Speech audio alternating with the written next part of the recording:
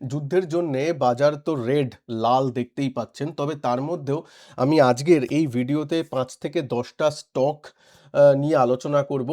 Just educational পারপাসের জন্যে কোনো রকম রেকমেন্ডেশন বা অ্যাডভাইস একদমই নয়। জাস্ট আপনাদের নিজেদের অ্যানালিসিসের জন্যে, পড়াশোনার জন্যে রাখবো। যে স্টকগুলো এই কদিন ভালো করছিল, কিন্তু এই যুদ্ধ বা এই টার্ময়েলের জন্যে এখন একটু নিচে এসেছে, সেই স্টকগুলো নিয়ে আলোচনা করব।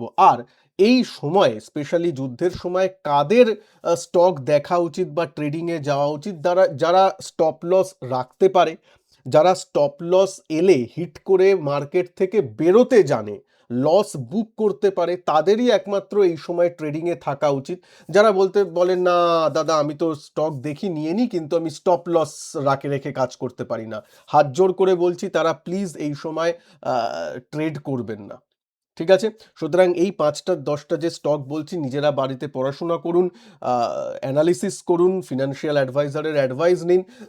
তারপরে যেকোনো স্টকে, শুধু এই ১০টা নয়, যেকোনো অন্যান্য নিজেরাও যদি কখনো ট্রেডিং করেন, অবশ্যই স্টপ লস রেখে, স্টপ লস নিজেরা যতটা লস নিতে পারবেন, সে ২% হতে পারে, ৫% হতে পারে, যেমন হবে, ওভারঅল পোর্টফোলিওর কথা বলছি, সেরকমভাবে ধরুন ১০টা ১৫টা স্টকের একটা আপনারা পোর্টফোলিও তৈরি করে ট্রেড করেন, বা অনেকে ৫-১০টা স্টকেরও পোর্টফোলিও তৈরি করে, ট্রেডিং পোর্টফোলিও তৈরি করে, যাতে সবকটাতেই যদি স্টপ লস হিট হয়, অ্যাজ আ হোল যাতে ৫% বা ৪%, ২%, যার নিজের লস নেওয়ার ক্ষমতা, সেই অনুযায়ী যাতে স্টপ লস থাকে, সেটা একটু মাথায় রেখে করবেন।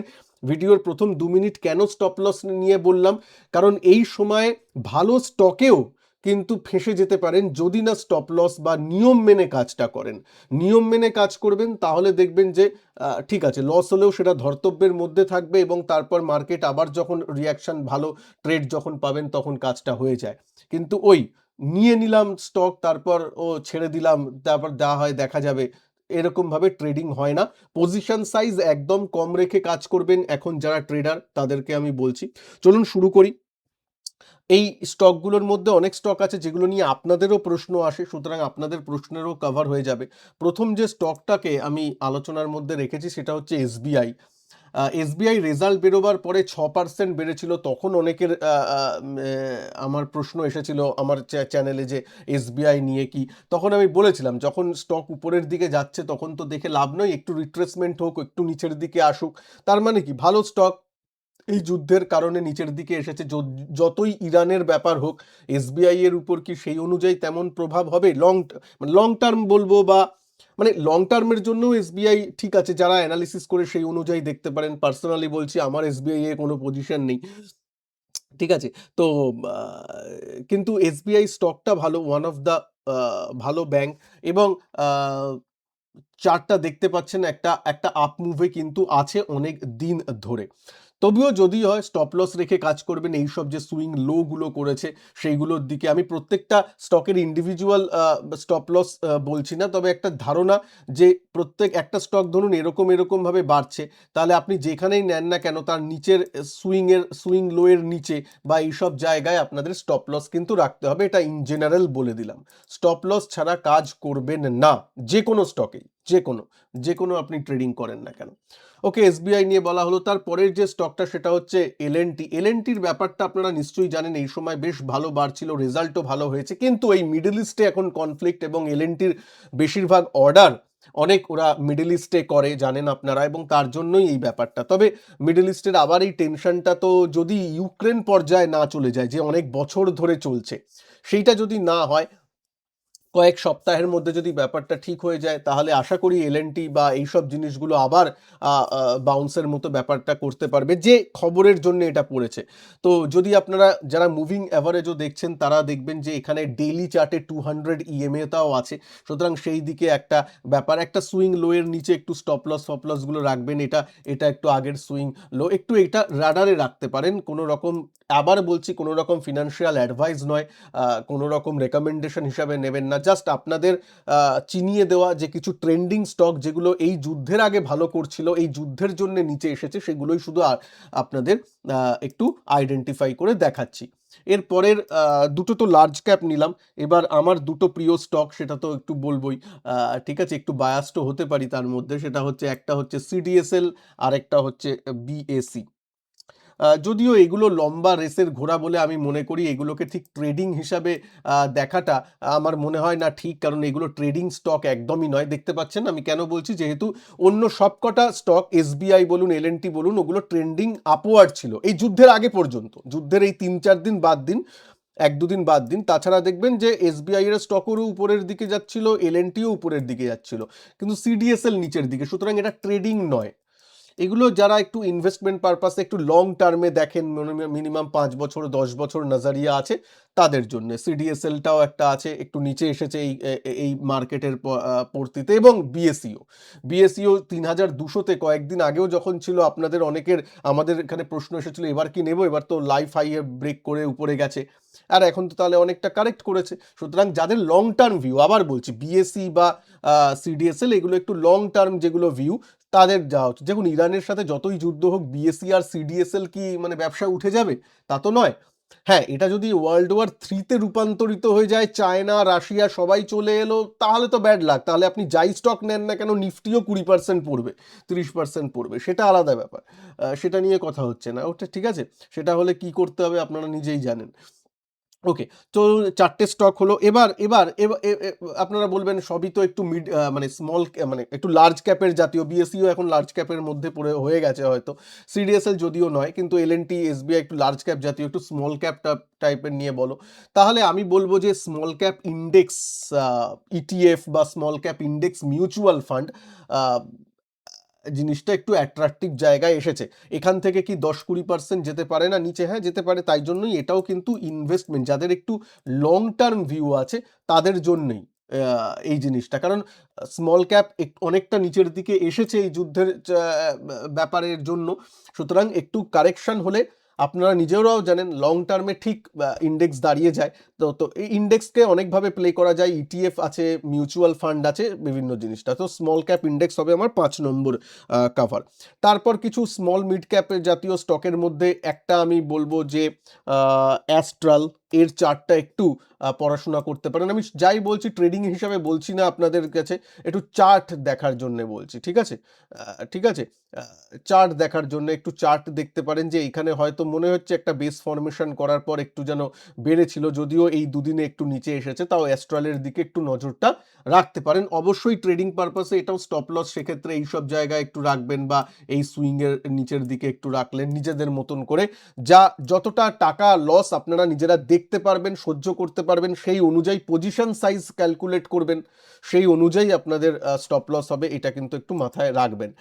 তো অ্যাস্ট্রালের পর যেটা হয় সেটা হচ্ছে একটু ভারত ফোর্জ। ওকে, ভারত ফোর্জ জানেন, বাবা কল্যাণী গ্রুপের অটো অটো অ্যান্সেলারি টাইপের কোম্পানি, ম্যানুফ্যাকচারিং বলতে পারেন। তো সেটা দেখছেন প্রায় লাইফ হাইকে ক্রস করেছিল, এবং তারপর এই যুদ্ধের কারণে একটু নিচের দিকে এসেছে। সুতরাং ভারত ফোর্জের দিকে একটু আপনারা নজর রাখতে পারেন, ঠিক আছে? মানে দেখতেই পাচ্ছেন আমি সেই স্টকগুলোই কাভার করছি যেগুলো একটু ট্রেন্ডিং আপওয়ার্ড, যার মধ্যে ট্রেন্ড আছে, লাইফ হাইকে ক্রস করছে এই সময়, মানে বুঝতেই পাচ্ছেন তার মধ্যে ট্রেন্ড আছে, এবং যুদ্ধের কারণে নিচে এসেছে, এবং যুদ্ধটা আরো বেশি প্রলং চললে এগুলোতে হয়তো আরো কারেকশন হতে পারে। তার জন্যই স্টপ লসের কথা বলা হয়। স্টপ লসগুলো এই সুইং লোয়ের নিচের দিকে একটু রেখে কাজগুলো করতে হবে। স্টপ লস ছাড়া কিন্তু একটাও কথা বলছি না। সুতরাং কেউ কমেন্ট নিচে 5 দিন বাদে করে বলবেন না যে আমি যে একটা স্টক নিয়ে ফেঁসে গেছি, ভারত ফোর্জ নিয়ে ফেঁসে গেছি, কেউ ফাঁসবেন না। কারণ স্টপ লস রেখে না কাজ করলে, আপনি ভারত ফোর্জ কেন, নিফটি নিয়ে ট্রেড করলেও ফাঁসবেন। ট্রেড, ইনভেস্টমেন্ট নয়। স্টপ লস রেখে কাজ করবেন, এবং স্টপ লস এলে স্টপ লস হিট করাতে জানতে হবে। এই যুদ্ধের সময় আপনি ট্রেড করছেন, এটা মনে রাখবেন। হ্যাঁ, এটা নর্মাল টাইম নয়। আর না হলে ট্রেড করবেন না, একটু বাইরে থাকবেন, যে কোনো স্টকেই ট্রেড করবেন না, বাইরে থাকবেন, এই সময়টা চলে যাক, তারপর নয়। আচ্ছা, তারপর ভারত ফোর্জের পর যে আরেকটা স্টক যেটা একটু নজরে আছে, সেটা হচ্ছে কেইআই ইন্ডাস্ট্রিজ। দেখতে পাচ্ছেন এটাও কিন্তু ভারত ফোর্জের মতোই লাইফ হাই এখানে হয়েছিল, সেই লাইফ হাইকে কিন্তু ক্রস করেছিল, তারপর এই যুদ্ধের কারণে আবার একটু নিচে এসেছে 1-2 দিনে, সেটার দিকে একটু নজর রাখবেন। কেইআই ইন্ডাস্ট্রিজের পর পাওয়ার সেক্টর নিয়ে দুটো স্টক আমি কভার করতে চাই। একটা হচ্ছে সিজি পাওয়ার, আর একটা হচ্ছে সেটা আরেকটা পরে বলছি। একটা সিজি পাওয়ার দেখুন আগে কিন্তু ১০-২০ গুণ হয়ে গেছে আগের যে বুল রানে। সুতরাং এর থেকে যে মানে চট করে সবকিছু হয়ে যাবে তা নয়। কিন্তু তাও পাওয়ার সেক্টর ভালো। এইসব জায়গায় ধরুন স্টপ লস একটা থাকলো।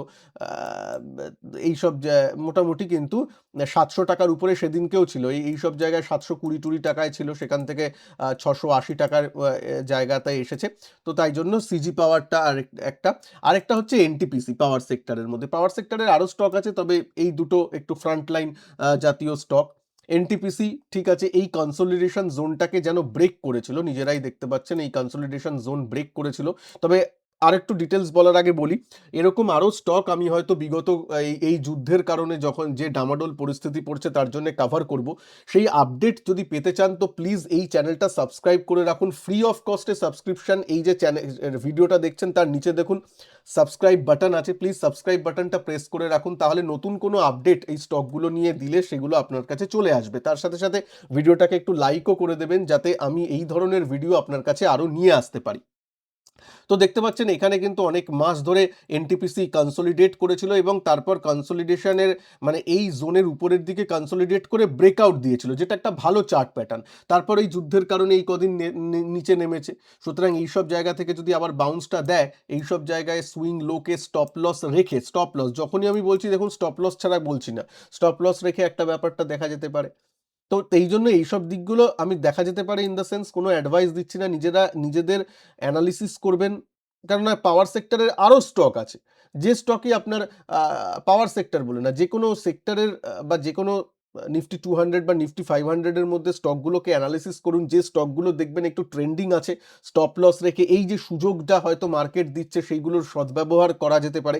তবে আজকেই যে সুযোগ আসছে তা নয়, এই যুদ্ধ যদি প্রলংড হয়, আবারও বলছি, তাহলে কিন্তু আরও নিচের দিকে আমরা যাওয়ার জন্য রেডি থাকবেন যদি এটা প্রলংড হয়। কারণ এটা ভেনেজুয়েলা বা অন্যান্য দেশের মতো নয়, ইরান একটা বড় দেশ এবং মিডল ইস্টের মধ্যে জড়িয়ে গেছে, স্ট্রেট অফ হরমুজ ওই ব্যাপারটা আছে। সুতরাং অনেক ব্যাপার আছে যেগুলো ইকোনমিক্যালি অনেকটা এফেক্ট করতে পারে। সুতরাং ব্যাপারটা এতটা যে খুব ইজি তাও নয়। তাই জন্য ধরুন কোনো একটা স্টকে আপনি 100টা স্টক কিনতে চান ওই কোম্পানির, আমি বলবো স্টপ লস তো থাকলো, প্রথম দিনই 100টা না কিনে কোনোদিন 30টা কিনলাম, তারপরে আরেকটু দেখলাম, তারপরে 20টা নিলাম, তারপরের দিন আবার 30টা নিলাম, এরকমভাবে প্রত্যেক ফলে একটু করে অ্যাড করে আমার পজিশনটা করা, তারপর একটা ফাইনাল স্টপ লস রাখা। এই কাজটা অনেকটা বেটার এইটা দেবে বলে আমার পার্সোনাল মত। আপনার মতামত অন্য হতে পারে, আমি নিজের ওপিনিয়ন জাস্ট শেয়ার করছি অ্যাজ আ জেনারেল।